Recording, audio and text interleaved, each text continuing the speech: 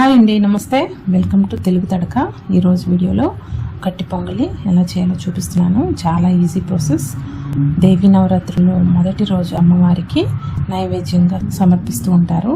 బ్రేక్ఫాస్ట్గా కానీ డిన్నర్కి అయినా చేసుకోవచ్చు. చాలా హెల్దీ. తప్పకుండా ట్రై చేయండి. కడాయిలో 1 కప్పు పెసరపప్పు వేసుకొని లో టు మీడియం ఫ్లేమ్లో దోరగా వేయించుకోవాలి. చూడండి, ఇలా మంచి కలర్ వచ్చేంత వరకు వేయించుకోవాలి. ఇప్పుడు ఈ పెసరపప్పుని ఒక గిన్నెలో వేసుకొని 1 కప్పు బియ్యం తీసుకోవాలి. బియ్యం పెసరపప్పుని నీళ్ళతో 2-3 సార్లు బాగా కడుక్కోవాలి. ఇలా కడుక్కున్న పెసరపప్పుని మీకు టైం ఉంటే ఒక అరగంట పాటు నానబెట్టుకోవచ్చు, లేదంటే వెంటనైనా చేసుకోవచ్చు.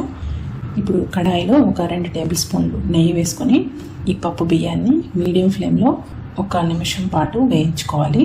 ఇలా కలుపుతూ వేయించుకోవాలి. ఈ కప్పుతో పెసరపప్పు బియ్యం తీసుకున్నాం కదా, ఇదే కప్పుతో 6 కప్పులు నీళ్లు వేసుకోవాలి. ఇక్కడ వేడి నీళ్ళు ఒకవైపు మరగబెట్టుకొని ఈ వేడి నీళ్ళు వేసుకుంటే మనకి ఇంకా తొందరగా అయిపోతుంది.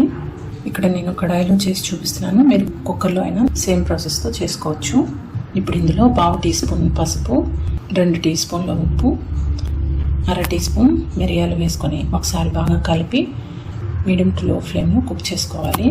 కొంచెం గ్యాప్ ఇచ్చి మూతను పెట్టుకుంటే పొంగకుండా ఉంటుంది. ఇలా మూత పెట్టుకొని మీడియం ఫ్లేమ్లో మెత్తగా ఉడికించుకోవాలి. చూడండి, మనం ఇక్కడ వేసుకున్న వాటర్కి ఇక్కడ మరీ గట్టిగా కాకుండా మరి లూజ్గా కాకుండా ఇలా వస్తుంది. ఈ కన్సిస్టెన్సీ ఉంటే బాగుంటుంది. ఇప్పుడు పోపు పెట్టుకుందాం. ప్యాన్లో ఒక 3 టేబుల్ స్పూన్లు నెయ్యి వేసుకోవాలి. నెయ్యి కట్టి పొంగలికి ఎంత ఎక్కువ వేసుకుంటే అంత బాగుంటుంది. జీడిపప్పులు ఒక 1/2 కప్పు, ఎండుమిరపకాయలు ఒక 2, పచ్చిమిర్చి ఒక 3, జీలకర్ర 1 టీ స్పూన్, సన్నగా తరిగి పెట్టుకున్న అల్లం ముక్కలు 1 టేబుల్ స్పూన్, కరివేపాకు కొద్దిగా, ఒక 1/2 టీ స్పూన్ నల్ల మిరియాలు ఇలా దంచుకొని క్రష్ చేసుకొని వేసుకుంటే మంచి ఫ్లేవర్ అనేది వస్తుంది పొంగల్కి. చివరిగా ఒక 1/2 టీ స్పూన్ ఇంగువ వేసుకొని మీడియం టు లో ఫ్లేమ్లో దోరగా వేయించుకోవాలి.